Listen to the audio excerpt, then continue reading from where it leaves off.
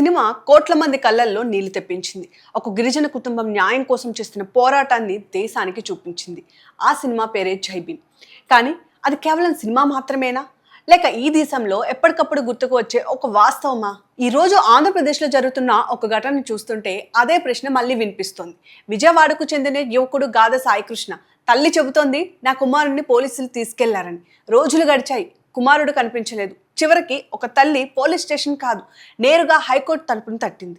నా కొడుకును నా ముందుకు తీసుకురండి. అది ఒక తల్లి వేడుకలు మాత్రమే కాదు, భారత రాజ్యాంగం ప్రతి పౌరుడికి ఇచ్చిన హెబియస్ కార్పస్ హక్కును గుర్తు చేసి విజ్ఞప్తి. అయితే ఇప్పుడు ప్రజల్లో ఒకటే ప్రశ్న వినిపిస్తోంది, సాయికృష్ణ ఎక్కడా? దీనిపై విజయవాడ కృష్ణలంక పోలీస్ స్టేషన్ పరిసరాల్లో అసలు ఏం జరిగింది?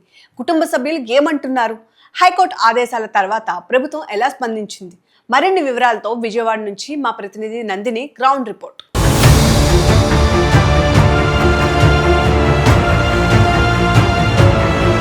నా కొడుకు నాకు రాకుండా చేశారు. సౌమ్య, మే 9వ తేదీన విజయవాడ కృష్ణలంక పోలీసులు ఒక పాత కేసు దర్యాప్తు నిమిత్తం 25 ఏళ్ల గాదె సాయికృష్ణ అనే యువకుడిని అదుపులోకి తీసుకోవడం జరిగింది. అయితే దాదాపు నెల రోజులు గడుస్తుండడంతో కొడుకు యొక్క క్షేమ సమాచారం అందక గాదె సాయికృష్ణ తల్లి ఎవరైతే ఉన్నారో గాదె విజయలక్ష్మి గుండెలు పగిలేలా రోధిస్తున్నారు. అయితే పోలీసులు తమ కస్టడీలోనే సాయికృష్ణను చిత్రహింసలు పెట్టి చంపేస్తారనే ఆరోపణలు అయితే రోజు రోజుకి బలపడుతున్నాయి. సో అసలు ఈ కేసుకు సంబంధించి అసలు ఏం జరిగింది అనేది గాదె సాయికృష్ణ తల్లి విజయలక్ష్మి, అలాగే గాదె సాయికృష్ణ యొక్క మేనమామలు ఇప్పుడు మన ముందు ఉన్నారు. ఒకసారి వాడి మాటలు అడిగి తెలుసుకునే ప్రయత్నం చేద్దాం. ఏమా, సాయికృష్ణ కేసులో అసలు ఏం జరిగింది అనుకుంటున్నారు? సాయికృష్ణ ఉన్నాడని నేను నిన్నటిదాకా అనుకున్నా. అయితే వీళ్ళందరూ చెప్పటమేమో చంపేశాడు నీ కొడుకుని, నాకు తెలవనివ్వట్లా. వీళ్ళు చంపేసి బాత్రూంలో పెట్టి పొద్దున్నే దహనం చేశాడమ్మా, నీ కొడుకుని కొట్టి చంపేశాడని వీళ్ళకి తెలిసింది. వీళ్ళకి తెలిస్తే నాకు చెప్పాల చాలా రోజులు. చెప్పబోతే వీళ్ళు వెళ్తున్నారు, ఎవరో ఒకళ్ళ చేత తెలుసుద్ది, ఇంకా పంపిస్తాడు అనుకున్నా. కానీ నాతో చెప్పాడు నాకు, నీ కొడుకుని చంపేస్తా. సిఏ నాగరాజు గారు నా ఫోన్ లాక్కొని ట్రాప్ చేసి కానిస్టేబుల్స్ వచ్చారు నా ఇంటికి. వాస్తవం ఇది. ఫోన్ తీసుకొచ్చేసి నన్ను లాక్కొచ్చేసి, నిన్ను సిఏ నాగరాజు గారు రమ్మంటున్నారు, రారా అన్నారు. వాళ్ళు వస్తున్నానయ్యా అని చెప్పి వాళ్ళు వెనకాల వెళ్ళిపోయిన తర్వాత సిఏ నాగరాజు గారు పిలిచి మీ ఓడేడి అని అడిగాడు నన్ను. అడిగితే నేనేమన్నాను, లేడుగా ఇక్కడ ఉండలేదుగా అయ్యా, మీకు తెలుసు కదా ఆడెక్కడో బతుకుతున్నాడు అయ్యా.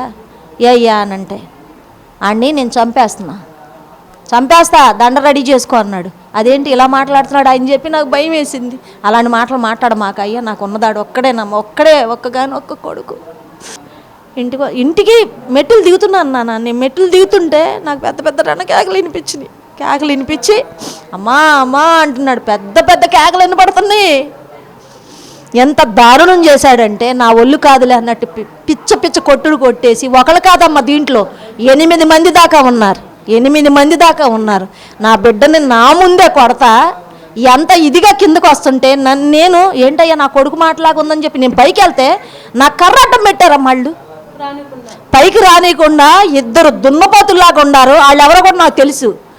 ఆ కర్రడ్డం పెట్టేసి నన్ను పైకి రానియలేదమ్మా. వాళ్ళు నాకు ప్రాణం ఆగలేదమ్మో, నేను తట్టుకోలేకపోయానమ్మా. సాయికృష్ణ మీద కొన్ని కేసులు కూడా ఉన్నాయని చెప్పేసి అంటున్నారు. ఏంటమ్మా? అన్ని వీళ్ళు పెట్టాయి దొంగ కేసులు. ఇప్పుడు ఆ పార్టీ ఉంది ఈ పార్టీ ఉందని చెప్పేసి పార్టీ వాళ్ళ కింద మావోడు బొమ్మ వేస్తున్నాడు. మాకు ఆ పార్టీలతో సంబంధం లేదమ్మా. నేను చాలా పేదరాల్ని. అది నా బిడ్డని నేను కష్టపడి పెంచుకున్నానే కానీ ఇలాంటి వాళ్ళ నోట్లో పెడతాను అనుకోలేదమ్మా. నేను అడిగేది ఒక్కటే, తల్లి న్యాయం చెయ్యండి, నాకు న్యాయం చెయ్యండి. అందరినీ అడుక్కుంటున్నాను నేను. సార్, గాదె సాయికృష్ణ కేసు విషయంలో అసలు ఏం జరిగిందని అనుకుంటున్నారు? ఏంటి ఇప్పటి వరకు చూసుకుంటే కనుక ప్రతిదీ కూడా బ్రీఫ్గా తెలిసింది మీ ఒక్కరికి అని అయితే మాకు అర్థమవుతుంది. సో అసలు గాదె సాయికృష్ణ విషయంలో ఏం జరిగింది? అసలు మార్కాపురంలో ఉన్న సాయికృష్ణని ఇక్కడికి ఎందుకు తీసుకొచ్చారు? అసలు తన మీద ఉన్న కేసులు ఏంటి? అసలు ఏంటి సార్ ఈ కథ అంతా ఏంటి? ఈ విషయాన్ని మీ ఛానల్ ద్వారా బయటకు తీస్తున్నందుకు మీకు నమస్కారం. గాదె సాయికృష్ణ గారి ఇంటికి వెళ్ళి సాయికృష్ణ వాళ్ళ అమ్మని బయటికి పిలిచి, ఏంటి మీ అబ్బాయి వాయిదాలకు రమ్మను అని చెప్పి అన్నాడు. అలాగే అయ్యా తీసుకొస్తాను, మీరు కొడుతున్నారని చెప్పి వెళ్ళిపోయి ఎక్కడో బతుకుతున్నాడు అయ్యా అని చెప్తాను, అయ్యా తీసుకొస్తాను. ఫోన్ ఇటీ అని ఫోన్ లాక్కుని వెళ్ళిపోయారమ్మా. వెళ్ళిపోతే రా స్టేషన్కి అన్నారు. స్టేషన్కి వెళ్ళింది అయ్యా. ఫోన్ ఇమ్మని అడిగితే ఫోన్ ఇవ్వకోకుండా ఫోన్ ఇస్తారులే పో నీ కొడుకు దండేసుకో అని తిట్టి పంపించారు. అదే రోజు సాయికృష్ణకి ఎక్కడున్నాడు ఏంటనేది ట్రేస్ చేసేసి ఫోన్ ద్వారా వెళ్ళిపోయి అమ్మదారి ఫోన్ ద్వారా వెళ్ళిపోయి ఆయన తీసుకొచ్చేసారండి. 9వ తారీఖుని 8వ తారీఖు ఫోన్ లాక్కున్నారు. 9వ తారీఖు వెళ్ళి మార్కాపురంలో ఉన్నారనేది తెలుసుకుని తీసుకొచ్చేసారండి. తీసుకొచ్చిన తర్వాత పిల్లోనికి అక్కడి నుంచి చిత్రహింసలండి. మరి ఎందుకు అతని మీద అంత కక్ష కట్టాడో మాకైతే తెలియదు. కొడతంటే స్టేషన్కి వెళ్ళి అడిగి వస్తే ఫోన్ ఇచ్చేసి పో అన్నారు. ఫోన్ ఇచ్చి ఇప్పమంటారు ఏంటండి? పిల్లోడు ఉన్నాడు కదండి, నేను చూశాను. మా పిల్లోడిని నేను బెయిల్ పెట్టుకుంటా, వాయిదాలే కదండి పెండింగు, ఫ్రెష్ కేసులు ఏం లేవు కదండి. వాయిదాకి రావాలంటేనేమో వస్తే మీరు పట్టుకుని కొడుతున్నారు, వాయిదాకి రాకపోతే వారెంట్ ఇస్తున్నారు జడ్జి గారేమో. ఎందుకయ్యా మా పిల్లోడిని అప్పయ్యా ఒక పిల్లోడు అంటే మాట వినుకోకుండా నానా బూతులు మాట్లాడి పంపించారు. ఇంటికి వచ్చేసి ఏడుతూ అమ్మా ఇలా చేస్తున్నాడమ్మా ఇది పరిస్థితి అని. ఇంకో సిస్టర్ ఉంటే ముళ్ళపూడి కనకదుర్గ గారు అడ్వకేటు హైకోర్టు, అట్లాగే ఇక్కడ సాయికృష్ణ మానేత్ గారమ్మ, ఆమెకి చెప్తే అంటాడు కానీ ఆయన ఏం చేస్తాడులే, చంపుతానంటే చంపుతాడమ్మా, నేను పెడతాలే నేను చూస్తానని 2 రోజులు ఆగిందమ్మా. 2 రోజుల తర్వాత వెళ్ళి ఏమండి ఏంటండి అరెస్ట్ చేశారంటే అరెస్ట్ చేసిలా నేను తీసుకురాలా నీ చేతనేం చేసుకో అన్నాడండి లాయర్ గారిని కూడా. 2 హైకోర్టు లాయర్లు అమ్మాయి వెళ్తే ఇదేంటి ఇలా అంటున్నాడని చెప్పి వెళ్ళి బార్ కౌన్సిల్లో చెప్పి బార్ కౌన్సిల్లో సభ్యుల ద్వారా హ్యూమన్ రైట్స్కి పెట్టి హ్యూమన్ రైట్స్ దగ్గర నుంచి వచ్చి అడిగినా కానీ దేర్ హ్యాజ్ నో ఆన్సర్. తీసుకొచ్చి ఇక్కడ పడేసి చిత్రహింసలు పెట్టి వాడిని చంపిన మాట వాస్తవం అమ్మ.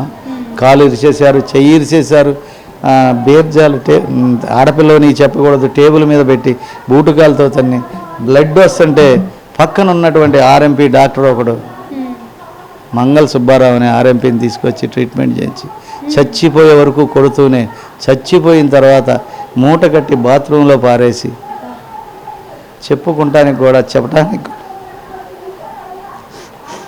చాలా హృదయవేదనకరం. మాకెందుకండి కక్ష?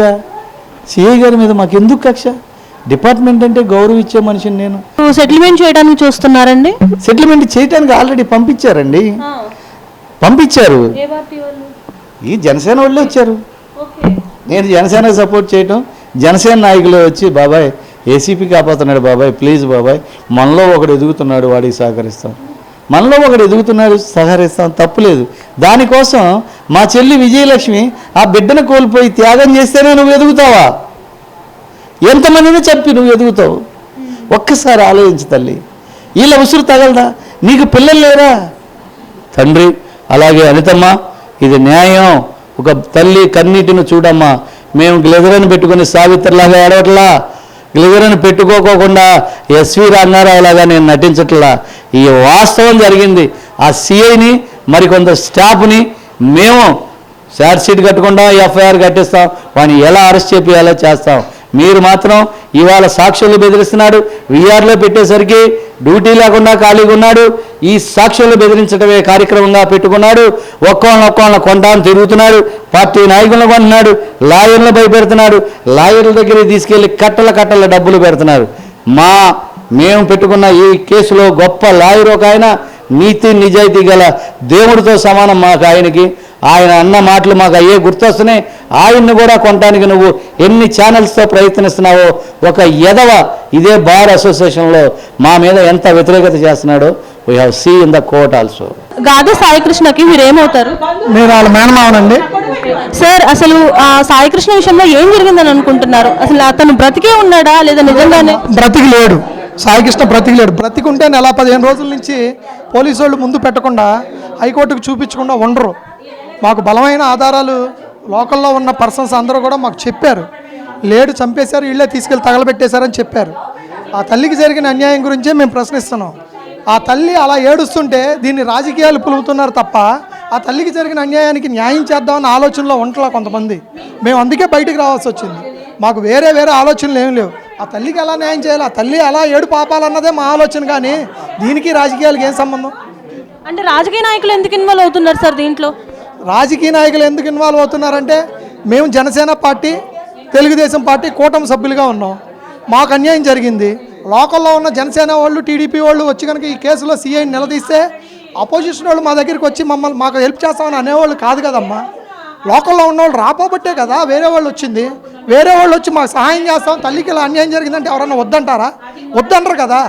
అందరూ మాకు సంబంధించిన వాళ్ళే, మా కమ్యూనిటీలో వాళ్ళు, మా సానుభూతి పరులు, మాతో ఎన్నో సంవత్సరాల నుంచి కలిసి ప్రయాణం చేసిన వాళ్ళే మాకు సహాయం చేశారు. అయినా ఇది అసలు ఇది రాజకీయాలకి అతీతం కాదు, ఇది ఒక కన్న తల్లి పేగుబంధానికి సంబంధించింది. సో ఇది కన్న తల్లి ఏడుపు. ఇలాంటి ఇప్పుడు ఆ తల్లికి మేము ఇంతమంది ఉన్నాం కాబట్టి, మేము ఈరోజు గట్టిగా పోరాటం చేశాం కాబట్టి ఈ విషయం ఇక్కడ దాకా వచ్చింది. ఎవరూ లేని వాళ్ళు, రిక్షా తొక్కునే వాళ్ళు, ఆటో వాళ్ళు, రోజు కూలి పనికి వెళ్ళే వాళ్ళకి ఇంతమంది మీడియా రాగలదా? హైకోర్టులు తెలుస్తాయా? ప్రజల దగ్గరికి ఎలా, నాయకుల దగ్గరికి వెళ్ళి సహాయం ఎలా పొందాలో తెలిసిద్దా? అలాంటి ఇంకొక తల్లికి అన్యాయం జరగకూడదనే ఇంత రాద్ధాంతం చేస్తుంది. అంతేగాని దీని మూలంగా ఏదో రాజకీయ లబ్ధి కోసమో ఆ తల్లికి ఏదో న్యాయం జరిగిద్దనో కాదు. పోలీసు వ్యవస్థ నుంచి కానీ రాజకీయ నాయకుల నుంచి కానీ మేము ఏమీ ఆశిస్తల్లా.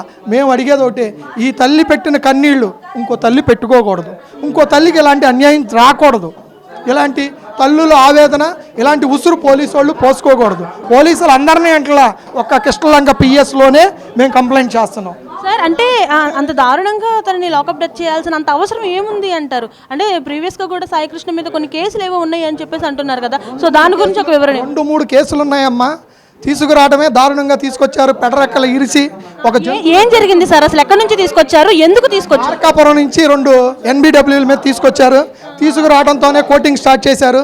దారుణంగా హింసించి బీర్జాల మీద తన్ని గోల్డ్ పీకేసి, ఏళ్ళు లాకేసి, కళ్ళు పీకేసి, ఇష్టం వచ్చినట్టు దారుణంగా చేసి చంపేసి శవాన్ని తీసుకెళ్లి బాత్రూంలో వేసి వీళ్ళు చేయాల్సిన అకృత్యాలన్నీ చేసి నానా చిత్రహింసలు పెట్టారు.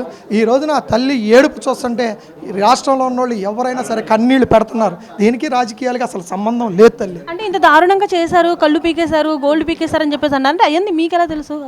అమ్మ ఇప్పుడు స్టేషన్, ఇప్పుడు అక్కడి నుంచి ఎదురుగుండా చిన్న హాస్పిటల్ ఉంటే అక్కడికి తీసుకెళ్తే అక్కడ లోకల్లో ఉన్నోళ్ళు అన్నోన్ పర్సన్స్ ఫోటోలు తీశారమ్మా. అన్నోన్ పర్సన్స్ ఫోటోలు తీసి మీ బిడ్డను ఇలా నాశనం చేశారు, ఇలా చేశారు, మీరు ఇప్పటికన్నా వెళ్ళండి, మీరు ఇప్పటికన్నా వెళ్ళి పలకరించండి, ఇప్పటికన్నా వెళ్ళి మాట్లాడండి అంటే మేము ఆ రోజు స్పందిస్తాం జరిగింది. అప్పటికే జరగాల్సిన అనర్థం మొత్తం సిఐ చేసేసాడు పకడ్బందీగా. ఇది పెద్దలకు కూడా తెలియకుండా చేశాడమ్మా, పోలీసు పెద్దలకు కూడా తెలియకుండా చేశాడు. ఇప్పుడు సిఐ నాగరాజు ఎవరైతే ఉన్నారో ఆయనకి ఎటువంటి శిక్ష విధిస్తే మీ బిడ్డకి న్యాయం జరిగిందని మీరు అనుకుంటారు? తల్లికి న్యాయం జరగాలంటే సిఐ నాగరాజు ఒక్కడే కాదమ్మా, ఆ రోజు డ్యూటీలో ఉన్న ప్రతి పోలీస్ స్టేషన్లో ఉన్నటువంటి ప్రతి కానిస్టేబుల్తో సహా తమిళనాడులో జరిగిన కేసులాగా 302 కట్టి వాళ్ళ సబ్ జైలుకి పంపించి వాళ్ళ మీద క్రిమినల్ కేసు కట్టి వాళ్ళకి నాన్ బెయిలబుల్ కేసులు పెట్టి ఈ కేసులో తల్లికి న్యాయం చేయాలి. సార్ డిపార్ట్మెంట్కి సంబంధించిన ఎవరైనా ఈ కేసుకి సంబంధించి స్పందించారా సార్ మీకు ఫేవర్గా? సిపి గారు స్పందించారమ్మా, తగిన న్యాయం చేస్తామన్నారు. మేము ఇంకోటి కూడా అడిగాము. ఇప్పుడు అతను ముద్దాయి అండి, సాయికృష్ణ ముద్దాయి అంటున్నాడు, క్రిమినల్ కేసులో ఉన్నారు అంటున్నారు, ఓకే. మరి ఇప్పుడు సిఐ ఏంటండి, కానిస్టేబుల్స్ ఏంటండి ఇప్పుడు వాళ్ళు చేసింది? వాళ్ళు ముద్దాయిలు కాదా అండి? వాళ్ళ విఆర్ మీద బయటకు పంపిస్తాం తప్పు కదండి? మేము అడిగింది కూడా అదే అడుగుతున్నామమ్మా, మాకు న్యాయం చేయండి. మా సాయికృష్ణ తల్లికి వాళ్ళకి ఇలాంటి జరిగిన అన్యాయం ఏ తల్లికి జరగకుండా చూడండి. ఇలాంటి పోలీసు వ్యవస్థలో తీరని మచ్చగా ఈ వ్యవస్థలో ఇది నిలిచిపోయింది చిరస్థాయిగాని మేము బాగా గుర్తు చేసుకోమని చెప్తున్నాం. జై భీమ్ సినిమాలో రాజా కన్ను కనిపించకుండా పోతాడు, భార్య పోలీస్ స్టేషన్ చుట్టూ తిరుగుతుంది, చివరికి కోర్టు తలుపులు తడుతుంది. ఎందుకంటే చట్టం ముందు ప్రతి మనిషి సమానమే అనే నమ్మకం ఆమెకు ఉంది. ఇప్పుడు ఆంధ్రప్రదేశ్లో మరో తల్లి, మరో కుటుంబం, మరో ప్రశ్న, నా కుమారుడు ఎక్కడ? ఇది సినిమా కాదు, ఇది నిజ జీవితంలో జరుగుతున్న ఒక వివాదం. ఈ కేసులో అనేక ఆరోపణలు వినిపిస్తున్నాయి. పోలీసులు అదుపులోకి తీసుకున్నారనే ఆరోపణ, తీవ్ర హింస జరిగిందనే ఆరోపణ, మృతదేహాన్ని కుటుంబానికి ఇవ్వట్లేదనే ఆరోపణ. ఇవన్నీ ప్రస్తుతం దర్యాప్తు న్యాయపరమైన ప్రక్రియలో ఉన్న అంశాలు. అందుకే ఈ ఆరోపణలు నిజమా కాదా అది కోర్టు దర్యాప్తు సంస్థలు తేల్చాల్సిన విషయం. కానీ ప్రజలు అడుగుతున్న ప్రశ్న మాత్రం ఒకటే, స్పష్టత ఎందుకు రావడం లేదు? ఈ రోజుల్లో ప్రతి పోలీస్ స్టేషన్లో సీసీటీవీలు ఉన్నాయి, డిజిటల్ రికార్డులు ఉన్నాయి, మొబైల్ లొకేషన్లు ఉన్నాయి. సాంకేతికత ఎన్నో అడుగులు ముందుకెళ్ళింది. అయితే ఒక వ్యక్తి ఆచూకీపై ఇంత పెద్ద సందేహం ఎందుకు ఏర్పడింది? ఇదే ప్రజల్లో వినిపిస్తున్న ప్రశ్న. ఎవరైనా చట్టాన్ని తమ చేతుల్లోనికి తీసుకునే హక్కు ఎవరికీ లేదు, అదే రాజ్యాంగం చెబుతుంది. అందుకే సాయికృష్ణ తల్లి హైకోర్టును ఆశ్రయించారు. హైకోర్టు కూడా వ్యక్తిని హాజరుపరచండి అని ఆదేశించింది. ఇప్పుడు ప్రజల్లో మరో ఆలోచన కూడా వినిపిస్తుంది. ఒకవేళ ఏదైనా అనుకోని ఘటన జరిగి ఉంటే, ఏదైనా విధి నిర్వహణలో పొరపాటు జరిగి ఉంటే ప్రభుత్వం, పోలీస్ శాఖ నిజాయితీగా ప్రజల ముందుకు రావాలి, వాస్తవాలను కోర్టుకు తెలియజేయాలి, బాధ్యులపై చట్టపరమైన చర్యలు తీసుకోవాలి. ఇదే చట్టపరమైన వ్యవస్థపై ప్రజల విశ్వాసాన్ని పెంచుతోంది. కానీ సమాధానాలు ఆలస్యమైతే అనుమానాలు పెరుగుతాయి, అనుమానాలు పెరిగితే వ్యవస్థపై నమ్మకం దెబ్బతింటోంది. ప్రజాస్వామ్యంలో వ్యక్తుల కంటే వ్యవస్థ గొప్పది, వ్యవస్థ కంటే రాజ్యాంగం గొప్పది, రాజ్యాంగం కంటే నిజం గొప్పది. జై భీమ్ సినిమాలో చివరికి గెలిచింది ఒక వ్యక్తి కాదు, న్యాయం. ఈ కేసులో కూడా గెలవాల్సింది రాజకీయం కాదు, కులం కాదు, ప్రభుత్వం కాదు, ప్రతిపక్షం కాదు. గెలవాల్సింది ఒకటే, నిజం. ఆ నిజం ఎంత త్వరగా బయటపడితే అంత త్వరగా ఒక తల్లి కన్నీరు ఆగుతుంది. ప్రజాస్వామ్యంపై ప్రజల నమ్మకం మరింత బలపడుతుంది.